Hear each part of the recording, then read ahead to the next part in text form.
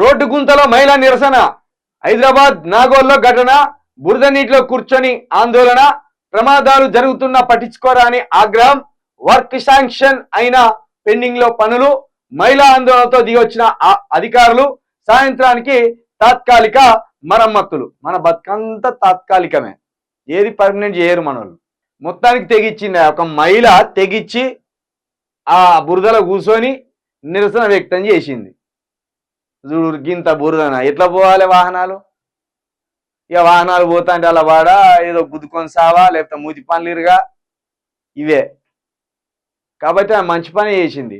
అక్కడ ఉన్న వాళ్ళందరికీ అక్కడికి పని చేసింది. ఇక్కడ హైదరాబాద్ నగరం నడిబొడ్డు, హైదరాబాద్ నగరం రోడ్ల దుస్థితిపై ఓ మహిళ చేపట్టిన నిరసన అధికారులు కదలిక తీసుకొచ్చింది.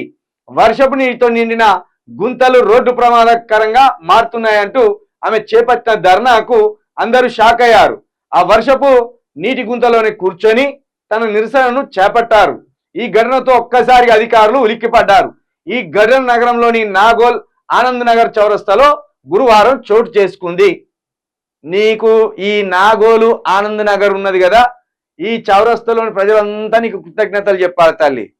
నువ్వు ఈ పనికి గనక దిగకపోతే ఆ గుంత అట్లనే ఉండు, ఆ మురుగు నీళ్ళు అట్లనే ఉండు, పోయేటోడు పోవు, వచ్చేటోడు వచ్చు, పడేటోడు వాడు, సచ్చేటోడు చచ్చు. కాబట్టి ఇట్లా ధైర్యం చేసి ప్రభుత్వం మీద నిరసనలు వ్యక్తం చేయాలి. సాధించుకోవాలంటే నిరసనలు వ్యక్తం చేయవలసిందే. భారతదేశంలో ఏది సాధించుకోవాల్సినా ధర్నాలు చేయవలసిందే, నిరసనలు చేయవలసిందే. లేకపోతే వాళ్ళు పెద్ద రోడ్డు మీద తీసుకొచ్చి పెద్ద బండబెట్టిన కూడా పట్టించుకోరు అధికారం. అటువంటి ప్రభుత్వాలు మనవి.